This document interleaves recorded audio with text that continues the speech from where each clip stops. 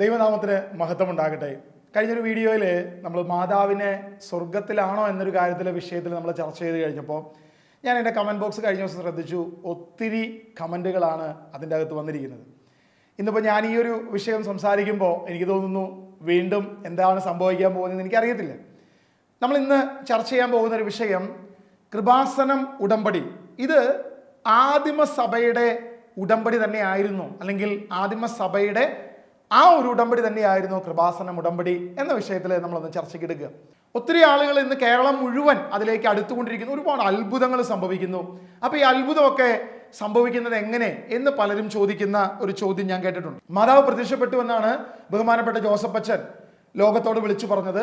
അത് ഇന്നും ആ പുസ്തകങ്ങൾ അല്ലെങ്കിൽ അത് കൃത്യമായ ഒരു രേഖയാക്കി സഭയുടെ മുൻപിൽ ഒരു പഠനത്തിന് വേണ്ടി വെച്ചിരിക്കുകയാണ്. കത്തോലിക്ക സഭയെ സംബന്ധിച്ചിടത്തോളം മാതാവ് പ്രത്യക്ഷപ്പെട്ട പ്രധാനപ്പെട്ട സ്ഥലങ്ങൾ ഫാത്തിമയിലും ലൂർദിലും ഗോണ്ടലൂപ്പയിലും അങ്ങനെ പല സ്ഥലങ്ങളിലും മാതാവ് പ്രത്യക്ഷപ്പെട്ടു എന്നുള്ളത് സഭ അംഗീകരിക്കുന്ന ഒരു കാര്യമാണ്. എന്നാൽ സഭ അംഗീകരിക്കാത്തതും എന്നാൽ ഇന്നും അന്വേഷണത്തിലുള്ളതുമായ മാതാവ് ആദ്യമായി പ്രത്യക്ഷപ്പെട്ടു എന്ന് പറയുന്നതാകട്ടെ നമ്മുടെ ഈ കൊച്ചു കേരളത്തിൽ കുറുവലങ്ങാട് എന്ന് പറയുന്ന സ്ഥലത്താണെന്നാണ് അവകാശവാദങ്ങളെല്ലാം വരുന്നത്. മാതാവ് സ്വർഗത്തിലുണ്ടോ, അതെയോ പൗലോസ് മാത്രമാണോ സ്വർഗത്തിലുള്ളത്, വിശുദ്ധന്മാർ മാത്രമാണോ സ്വർഗത്തിലുള്ളത് എന്ന വിഷയവുമായി ബന്ധപ്പെട്ട് ഞാൻ സംസാരിച്ചു കഴിഞ്ഞപ്പോൾ സത്യത്തിൽ ഞാൻ മാതാവ് ഏത് സ്വർഗത്തിലാണ് എന്നുള്ളതിനെക്കുറിച്ച് ഞാനൊരു കാര്യം പറഞ്ഞിട്ടില്ല. മാതാവിനോട് മാധ്യസ്ഥം വഹിക്കണമെന്ന് ഞാൻ പറഞ്ഞിട്ടില്ല. ഈ മാതാവിൻ്റെ വിഗ്രഹം കൊണ്ടുവച്ച് നടത്തുന്ന കാര്യങ്ങളൊന്നും ശരിയാണെന്ന് ഞാൻ വാദിച്ചിട്ടില്ല.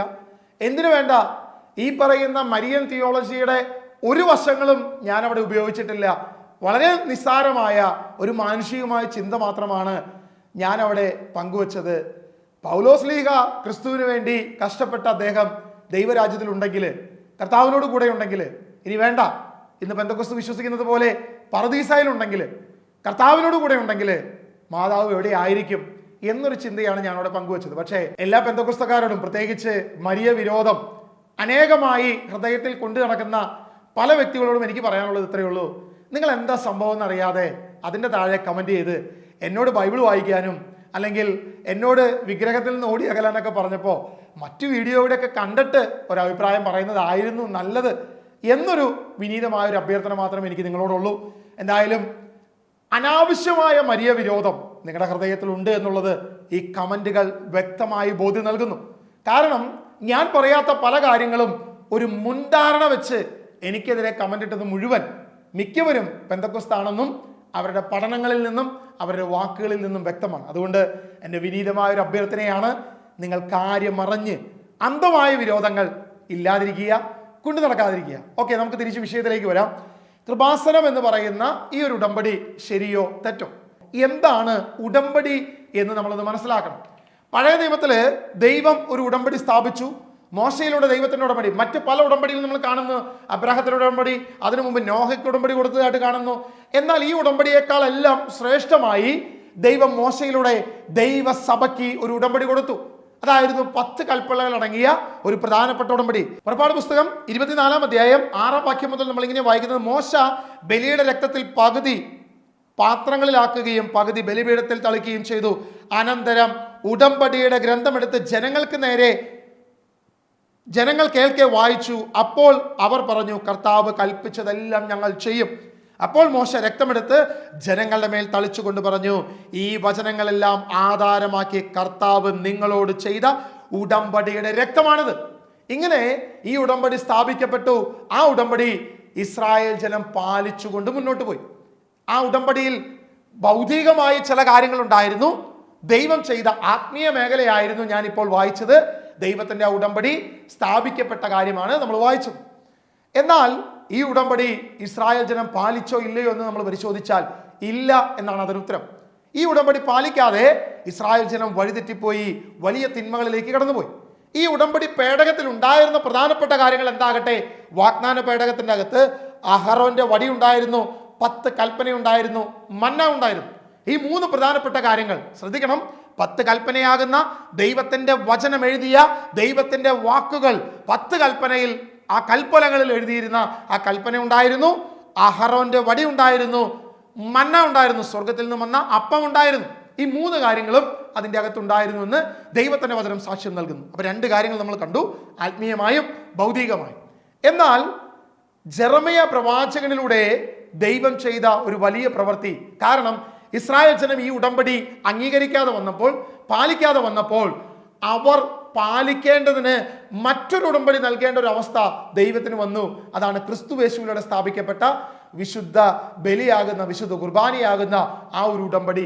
ഓരോ ക്രിസ്ത്യാനിക്കും അഭിമാനിക്കാൻ കഴിയുന്ന ആ ഒരു പുതിയ ഉടമ്പടി എന്ന് നമുക്ക് വ്യക്തമാണ്. അപ്പോസ്തലനായ പൗലോസ് ഈ ഉടമ്പടിയെ കുറിച്ച് ഒരു കാര്യം ഇങ്ങനെ പറയുന്നുണ്ട്. അതായത് ഒരു വ്യക്തി മരിക്കുന്നതിന് മുൻപ് ഒരു വിൽപത്രം എഴുതി കഴിഞ്ഞാൽ അദ്ദേഹം ജീവിച്ചിരിക്കുമ്പോഴല്ല ആ വിൽപത്രത്തിന് സാധ്യതയുള്ളത്, അദ്ദേഹം മരണത്തിന് ശേഷമാണ് എന്നുള്ളത് അപ്പോസ്തലനായ പൗലോസ് എഴുതുന്നുണ്ട്. ഹെബ്രായ ലേഖനം അതിൻ്റെ 9-15-16 വാക്യങ്ങൾ നമ്മൾ വായിക്കുമ്പോൾ മരണപത്രത്തിന്റെ കാര്യത്തിൽ അത് എഴുതിയവന്റെ മരണം സ്ഥിരീകരിക്കപ്പെടണം, മരണപത്രം സാധൂകരിക്കപ്പെടുന്നത് മരണശേഷം മാത്രമാണ്, അതുണ്ടാക്കിയവൻ ജീവിച്ചിരിക്കെ അതിനൊരു സാധ്യതയുമില്ല.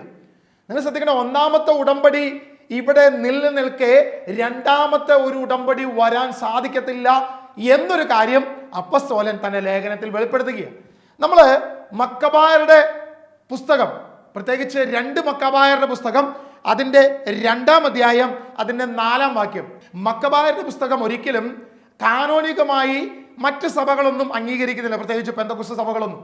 ഇത് ഡ്യൂട്രോ കാനോൺ ആണ് എന്ന രീതിയിലാണ് ഇതിനെ കൊണ്ടുപോകുന്നത്. പക്ഷേ ഇത് ചരിത്രമാണ് എന്ന് എല്ലാ വിശുദ്ധരും എല്ലാ വേദപണ്ഡിതന്മാരും അംഗീകരിക്കുന്ന ഒരു പുസ്തകമാണ്. അപ്പോൾ 2 മക്കബായർ അതിൻ്റെ 2-ാം അധ്യായം 4-ാം വാക്യത്തിൽ നമ്മൾ ഇങ്ങനെ ഒരു ചരിത്രം കാണുകയാണ്. രേഖയിൽ ഇങ്ങനെയും കാണുന്നു, ദൈവത്തിന്റെ അരുളപ്പാടനുസരിച്ച് കൂടാരവും പേടകവും തൻ്റെ പിന്നാലെ കൊണ്ടുവരാൻ പ്രവാചകൻ കൽപ്പിച്ചു. ദൈവം നൽകുന്ന അവകാശഭൂമി കാണാൻ മോശ കയറിയ മലയിലേക്ക് അവൻ പോയി. അവിടെ ജെറമിയ ഒരു ഗുഹ കണ്ടു. കൂടാരവും പേടകവും ധൂപപീഠവും അതിൽ വെച്ച് പ്രവേശന ദ്വാരം അടച്ച് ഭദ്രമാക്കി. ഈ വാക്ക് എന്തിനാ ഞാൻ വായിച്ചത്? അതായത് ജെറമിയ പ്രവാചകൻ ഇതാ ദൈവത്തിന്റെ പെട്ടകം, ഈ 10 കൽപ്പനകൾ ഇരിക്കുന്ന, ഈ മന്ന ഇരിക്കുന്ന, അഹ്റോന്റെ തളിർത്ത വടിയിരിക്കുന്ന ഈ പെട്ടകം ഒളിച്ചു വെക്കുന്നു, അല്ലെങ്കിൽ ഒരു വലിയ ഗുഹയിൽ കൊണ്ടുവന്ന് അടച്ചു വെക്കുന്നു. അത് ദൈവത്തിന്റെ പ്രത്യേകമായ കൽപ്പന അനുസരിച്ചിട്ടാണെന്ന് ഈ വചനം പറയുന്നു. വീണ്ടും താഴോട്ട് നമ്മൾ വായിക്കുമ്പോൾ അനുയായികളിൽ ചിലർ അങ്ങോട്ടുള്ള വഴി അടയാളപ്പെടുത്താൻ മുതിർന്നെങ്കിലും വഴി കണ്ടുപിടിക്കാൻ കഴിഞ്ഞില്ല. ജെറമിയ ഇതറിഞ്ഞ് ശകാരിച്ചു കൊണ്ട് പറഞ്ഞു, ദൈവം തൻ്റെ ജനത്തെ വീണ്ടും ഒരുമിച്ച് കൂട്ടുകയും അവരോട് കരുണ കാണിക്കുകയും ചെയ്യുന്നതുവരെ ഈ സ്ഥലം അജ്ഞാതമായിരിക്കുമെന്ന് പറഞ്ഞ് ജെറമിയ അതിൻ്റെ വഴി പോലും അടച്ചു കളഞ്ഞു. ഇത് മോശ കയറിയ മലയിലാണെന്ന് പറയുന്നു, പക്ഷെ ഇത് എവിടെയാണെന്ന് ആർക്കും അറിയത്തില്ല.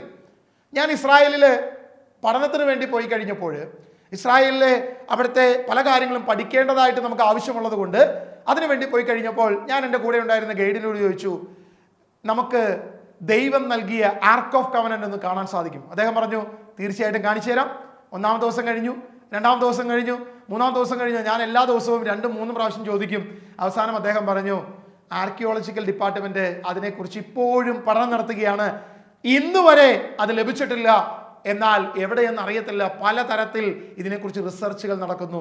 ഞങ്ങൾക്ക് ഇന്ന് വരെ ഈ ആർക്ക് ഓഫ് കവനന്റ് ലഭിച്ചിട്ടില്ല, അതിൻ്റെ ഒന്നും ഞങ്ങൾക്ക് ലഭിച്ചിട്ടില്ല എന്ന് പറയുകയുണ്ടായി. പ്രിയമുള്ളവരെ, ഇത് നമ്മൾ വചനത്തിൽ കാണുക, ജെറമിയ അത് മറച്ചു വെച്ചു.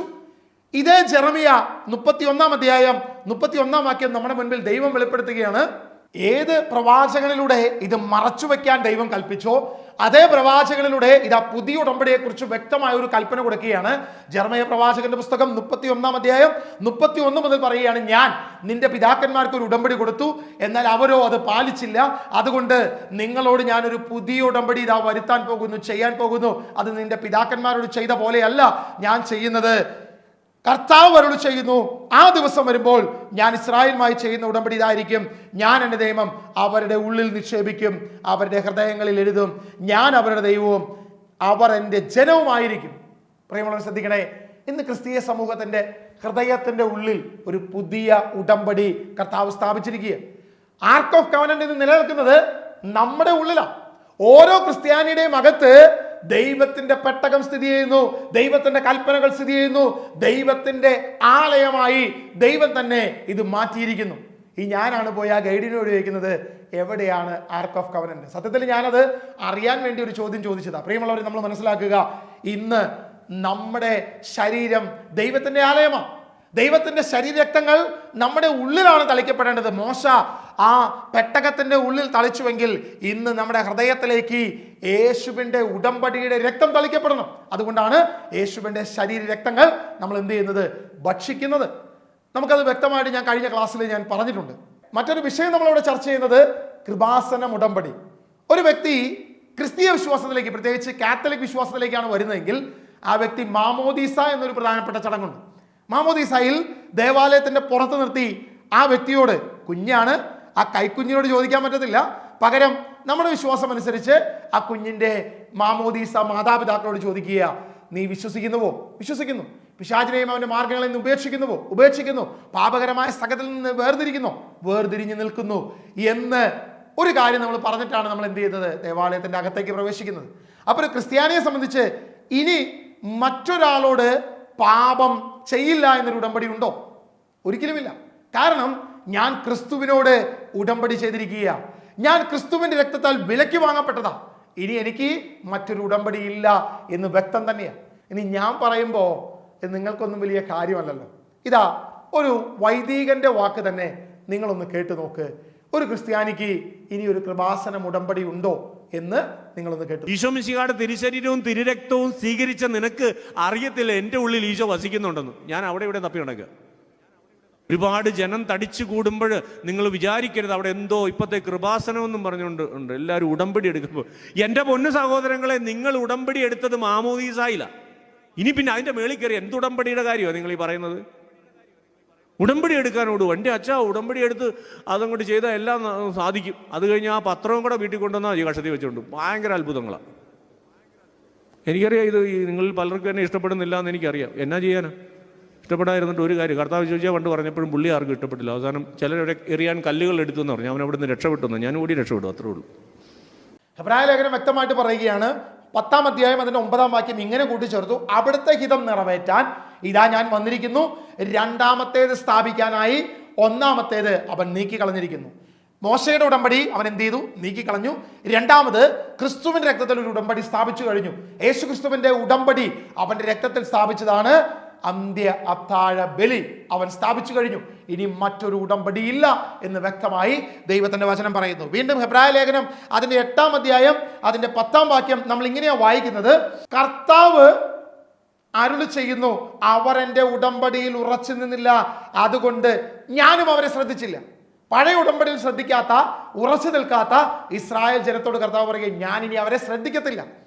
യേശു ക്രിസ്തുവിന്റെ രക്തം കൊണ്ട് വാങ്ങിയ നമ്മളോട് ചെയ്ത ഉടമ്പടി നീ മാറ്റിമറയ്ക്കുന്നതെങ്കിൽ, നീ പുതിയത് മാതാവിനോട് എന്ന വ്യാജേന നീ ഒരു ഉടമ്പടി ചെയ്യുന്നെങ്കിൽ കർത്താവ് പറയുക, ഞാൻ നിന്നെ നോക്കത്തില്ല, ഞാൻ നിന്നെ ശ്രദ്ധിക്കത്തില്ല. അത് എൻ്റെ ഉടമ്പടിയല്ല, അത് യേശുവിൻ്റെ ഉടമ്പടിയല്ല. കാരണം അത് യേശുവിൻ്റെ ഉടമ്പടിക്ക് എതിരെ ചെയ്യുന്ന പാപമാണ്. യേശുവിൻ്റെ ഉടമ്പടിക്ക് എതിരെ ചെയ്യുന്ന പാപമാണ്. ഇതെങ്ങനെ വരും എന്നുള്ളത് കൂടി നമ്മളൊന്ന് പരിശോധിക്കാം. പ്രിയമുള്ളവരെ, ദൈവത്തിന്റെ വചനം 1 കൊരിന്തോസ് അതിന്റെ 6-ാം അധ്യായം 19-ാം വാക്യം നമ്മുടെ മുൻപിൽ ഇങ്ങനെ വെളിപ്പെടുത്തുന്നത്, നിങ്ങളിൽ വസിക്കുന്ന ദൈവദത്തമായ പരിശുദ്ധാത്മാവിന്റെ ആലയമാണ് നിങ്ങളുടെ ശരീരമെന്ന് നിങ്ങൾക്കറിഞ്ഞുകൂടെ? നിങ്ങൾ നിങ്ങളുടെ സ്വന്തമല്ല, നിങ്ങൾ വിലയ്ക്ക് വാങ്ങപ്പെട്ടവരാണ്. യേശു ക്രിസ്തുവിന്റെ രക്തം കൊടുത്ത് നിങ്ങൾ വിലയ്ക്ക് വാങ്ങപ്പെട്ടവരാണ്. ക്രിസ്തു തൻ്റെ ഉടമ്പടി ചെയ്ത് നിങ്ങൾ വിലയ്ക്ക് വാങ്ങപ്പെട്ടവരാണ്. നിങ്ങൾ നിങ്ങളുടെ സ്വന്തമല്ല. നിങ്ങൾക്കിനി ഒരു ഉടമ്പടിയില്ല. കാരണം നിങ്ങൾ സ്വന്തമല്ല, നിങ്ങൾ ഓൾറെഡി കച്ചവടം കഴിഞ്ഞ ഒരു പ്രൊഡക്റ്റാണ്. യേശു ക്രിസ്തു തൻ്റെ രക്തം കൊടുത്ത് വിലയ്ക്ക് വാങ്ങിയതാണ് എന്ന് ദൈവത്തിൻ്റെ അപ്പസ്തോലൻ പറയുകയാണ്. അപ്പോഴാണ് നമ്മൾ ജോസഫ് അച്ഛൻ പറയുന്നത്, നിങ്ങൾ എന്ത് ചെയ്യണം? നിങ്ങൾ വന്ന് ഒരു ഉടമ്പടി പത്രിക ഇവിടെ തരണം, എന്നിട്ട് നിങ്ങളൊരു ഉടമ്പടി ചെയ്യണം. ആ ഉടമ്പടി ചെയ്താലേ നിങ്ങൾക്ക് രക്ഷയുള്ളൂ, ആ ഉടമ്പടി ചെയ്താൽ നിങ്ങൾ അനുഗ്രഹിക്കപ്പെടും എന്ന് പറയുമ്പോൾ വിശുദ്ധ കുർബാനയ്ക്കെതിരെ ചെയ്യുന്ന വലിയ തെറ്റാണ് ഈ പറയുന്ന ഉടമ്പടി. ഇത് അച്ഛന്മാർക്കറിയാം. പല സഭകളിലും പല ഇടവകകളിലും അച്ഛന്മാർ ഇത് പരസ്യമായി വിളിച്ചു പറയുന്നുണ്ട്. പരസ്യമായി തങ്ങളുടെ ദേവാലയങ്ങളിൽ ഈ ഉടമ്പടിക്ക് പോയ ഒരെണ്ണവും ഇവിടെ കുർബാനയ്ക്ക് വരണ്ട എന്ന് പറയുന്ന പല പുരോഹിതരെയും എനിക്ക് പേഴ്സണലി അറിയാം. പ്രിയമുള്ളത്, ഞാനൊരു അച്ഛൻ്റെ വീഡിയോ വരെ നിങ്ങളെ കേൾപ്പിച്ചു. പലർക്കും ഇതറിയാം, പക്ഷേ പലരും സൈലൻ്റ് ആയിരിക്കും. കാരണം അവർക്ക് മനുഷ്യരെ ഭയമാണ്, അവർക്ക് അധികാരികളെ ഭയമാണ്, അവർക്ക് മെത്രാന്മാരെ ഭയമാ, അവർക്ക് മുകളിലേക്കുള്ള പല നേതാക്കന്മാരെയും ഭയമാ. പക്ഷെ എനിക്ക് ഭയമില്ല. ഞാൻ വിളിച്ചു പറയും, ഇത് പൈശാചികമാ. ക്രിസ്തു പറയാത്ത യേശുവിൻ്റെ വചനത്തിനെതിരെ നിങ്ങളെ നശിപ്പിക്കുന്ന ഒരു ഉടമ്പടിയാണ് ഇത് എന്ന് വ്യക്തമാണ്. വീണ്ടും ഒരു ഉദാഹരണം ഞാനൊന്ന് മനസ്സിലാക്കാൻ കരുതി നിങ്ങളുടെ മുൻപിൽ ഒന്ന് പറയുകയാണ്. എനിക്കൊരു 5 ഏക്കർ സ്ഥലമുണ്ടെന്ന് വെക്കുക. ഞാനത് മറ്റൊരു വ്യക്തിക്ക് കച്ചവടം ചെയ്തു, വിലയ്ക്ക് കൊടുത്തു, ആധാരം ചെയ്ത് അദ്ദേഹത്തിന് കൊടുത്തു. അദ്ദേഹത്തോട് ഞാൻ പറഞ്ഞു, എനിക്കൊരു മാസം വേണം, എനിക്കൊന്ന് പുതിയൊരു സ്ഥലത്തേക്ക് മാറാൻ. ഓക്കെ പറഞ്ഞു. ഒരു മാസം കഴിഞ്ഞപ്പോൾ ഞാൻ അദ്ദേഹത്തോട് പറയുകയാണ്, നടക്കത്തില്ല, എനിക്ക് ഇവിടെ നിന്ന് ഇറങ്ങാൻ പറ്റത്തില്ല എന്ന് പറഞ്ഞു കഴിഞ്ഞാൽ എന്ത് സംഭവിക്കും? സ്വാഭാവികമായി അധികാരികൾ വന്ന് എന്നെ തൂക്കിയെടുത്ത് പുറത്തിടും. എന്നിട്ട് പറയും, ഈ സ്ഥലം 5 ഏക്കർ അവൻ്റെയാണ്, കാരണം അവൻ വിലയ്ക്ക് വാങ്ങിയതാ. നിങ്ങൾ ശ്രദ്ധിച്ചോ, യേശു ക്രിസ്തു തൻ്റെ രക്തം കൊണ്ട് നിങ്ങളെ വിലയ്ക്ക് വാങ്ങിയെങ്കിൽ നിങ്ങൾ എങ്ങനെ മറ്റൊരു ഉടമ്പടി വെക്കും? അങ്ങനെ ഉടമ്പടി വെക്കുകയാണെങ്കിൽ ഒന്നാമത്തെ ഉടമ്പടി യേശു അവർ പാലിക്കുന്നില്ല എന്ന് കണ്ട് അവരെ ശ്രദ്ധിക്കാതെ മാറ്റിവെച്ചുവെങ്കിൽ രണ്ടാമത്തെ ഉടമ്പടി സ്ഥാപിച്ചു. ഇനി യേശുവിന് അർപ്പിക്കപ്പെടാൻ ഇനി ഒരു ബലിയില്ല. അപ്പോൾ നിങ്ങൾ എന്ത് ചെയ്യും? ഉടമ്പടിയിൽ നിങ്ങൾ പുറന്തള്ളപ്പെടും. ഇതാണ് സാത്താന്റെ തന്ത്രം, നിങ്ങളെ യേശുവിന്റെ ഉടമ്പടിയിൽ നിന്നും പുറന്തള്ളുക. ഈ ഉടമ്പടി ചെയ്തവൻ യേശുവിന്റെ ശരീരരക്തങ്ങൾ ഭക്ഷിക്കാൻ യോഗ്യനല്ല എന്നുള്ളത് വലിയൊരു മേഖലയാണ്. ഇനി ഭക്ഷിക്കുന്നെങ്കിൽ അവരോട് ഞാനല്ല, അപ്പസ്തോലൻ തന്നെ പറയുന്ന വാക്ക് നമുക്കൊന്ന് വായിക്കാം. ഹെബ്രായ ലേഖനം അതിന്റെ 10-ാം അധ്യായം 29-ാം വാക്യം. ദൈവപുത്രനെ പുച്ഛിച്ചു തള്ളുകയും, അതായത് യേശു തന്റെ രക്തം കൊണ്ട് വിലയ്ക്ക് വാങ്ങി നിനക്ക് ഇനി അവകാശമില്ലാത്ത ഒരു മേഖല നീ കൊണ്ടുപോയി ഒരു മനുഷ്യ വ്യക്തിക്കോ യേശുവിൻ്റെ അമ്മ മാതാവിനോ ഉടമ്പടി ചെയ്യാൻ പാടില്ല. എന്നാൽ ജോസഫ് അച്ഛൻ്റെ മുൻപിൽ വെളിപ്പെട്ടത് യേശുവിൻ്റെ അമ്മ മാതാവൊന്നുമല്ല, അത് മറ്റൊരു വ്യക്തിയാ. അത് ഞാൻ വഴിയെ പറയാം. ദൈവപുത്രനെ പുച്ഛിച്ചു തള്ളുകയും തന്നെ ശുദ്ധീകരിച്ച പുതിയ ഉടമ്പടിയുടെ രക്തത്തെ അശുദ്ധമാക്കുകയും കൃപയുടെ ആത്മാവിനെ അപമാനിക്കുകയും ചെയ്തവന് ലഭിക്കുന്ന ശിക്ഷ എത്ര കഠോരമായിരിക്കുമെന്നാണ് നിങ്ങൾ വിചാരിക്കുന്നത്? പ്രതികാരം എൻ്റേതാണ്, ഞാൻ പകരം വീട്ടും എന്ന് കർത്താവ് തൻ്റെ ജനത്തെ വിധിക്കുമെന്ന് പറഞ്ഞവനെ ഞാൻ അറിയുന്നു. ദൈവവചനം പറയുകയാണ്, യേശുവിൻ്റെ പുതിയ ഉടമ്പടിയെ, അന്ത്യത്താഴ ബലിയെ പുറന്തള്ളുന്നവനെ, പുച്ഛിച്ചു തള്ളുന്നവനെ, അത് സ്വീകരിച്ചുകൊണ്ട് അതെനിക്ക് യോഗ്യമല്ല എന്ന് പറഞ്ഞ് വീണ്ടും പോയി ഒരു വിഗ്രഹത്തിന്റെ മുൻപിൽ പോയി ഉടമ്പടി ചെയ്യുന്ന ക്രിസ്ത്യാനി, നീ സൂക്ഷിച്ചോ, നീ നിന്റെ മരണത്തിന്റെ ശിക്ഷയാണ് നീ ഏറ്റുവാങ്ങുന്നത്, നിന്റെ രോഗത്തിന്റെ ശിക്ഷയാണ് നീ ഏറ്റുവാങ്ങുന്നത്. ഇത് വ്യക്തമാണ്, ദൈവവചനമാണ് ഇതിന് സാക്ഷ്യം. ഞാൻ അല്ല ഇത് പറയുന്നത്, ദൈവത്തിന്റെ വചനം. ഹെബ്രായ ലേഖനം അതിന്റെ 10-ാം അധ്യായം 29-ാം വാക്യം വ്യക്തമായി നമ്മുടെ മുൻപിൽ പറയുന്നു, ഇത് പാപമാ, ഇത് വലിയ തിന്മയാ, ഇതിന്റെ പിന്നാലെ പോകുന്നവൻ വലിയ വില കൊടുക്കേണ്ടി വരും. ഈ ഉടമ്പടിയെ കുറിച്ച് പല വീഡിയോകളും, പ്രത്യേകിച്ച് ജീസസ് വിഷൻ ഡെലിവറൻസ് മിനിസ്ട്രിയുടെ യൂട്യൂബ് ചാനലിലൊക്കെ ഒത്തിരി വീഡിയോകൾ വന്നു കഴിഞ്ഞപ്പോൾ അവിടെ വന്ന പ്രധാനപ്പെട്ട ഒരു ചോദ്യം ഇതായിരുന്നു, നിങ്ങളൊരു പാസ്റ്ററുടെ അടുത്ത് ചെന്ന്, ഇവർക്ക് മുദ്ര കുത്തുന്ന ഒരു പരിപാടി ഉണ്ടല്ലോ, ഞങ്ങൾ പെന്തക്കോസ്താണെന്ന്, അപ്പോൾ നിങ്ങളൊരു പാസ്റ്ററുടെ അടുത്ത് ചെന്നൊരു പ്രാർത്ഥനാ വിഷയം പറയുന്നു. അപ്പോൾ ആ പാസ്റ്റർ പറയുന്നു, നീ വിശുദ്ധ ജീവിതം നയിക്കണം, നീ വിശുദ്ധ ബൈബിൾ വായിക്കണം, നീ പ്രാർത്ഥിക്കണം, വെളുപ്പിന് 3 മണിക്ക് എഴുന്നേറ്റ് പ്രാർത്ഥിക്കണം, നിന്റെ പാപ മേഖലകളൊക്കെ നീ എന്ത് ചെയ്യണം? നീ ഉപേക്ഷിക്കണം, അപ്പോൾ ഞാൻ നിനക്ക് വേണ്ടി പ്രാർത്ഥിക്കാമെന്ന് പറയില്ലേ? അങ്ങനെയെങ്കിൽ മാതാവിനോട് ഒരു ഉടമ്പടി വെക്കുന്നതിൽ എന്ത് തെറ്റാണ് ഉള്ളത്? കാരണം മാതാവിനോട് ഈ ഉടമ്പടി വെക്കുമ്പോൾ നിന്റെ പാപങ്ങൾ ഉപേക്ഷിക്കണം, നീ വെളുപ്പിന് 3 മണിക്ക് എഴുന്നേറ്റ് നീലയും പച്ചയും തിരികത്തിച്ച് പ്രാർത്ഥിക്കണം, അതുപോലെ തന്നെ നീ നിന്റെ തിന്മകൾ ഉപേക്ഷിക്കണം, ദൈവവചനം വായിക്കണം എന്ന് പറയുന്നത് തെറ്റാണോ? ആ ഉടമ്പടി എങ്ങനെ തെറ്റായി വരുമെന്നുള്ളൊരു ചോദ്യമായിരുന്നു. You know it's not the same as you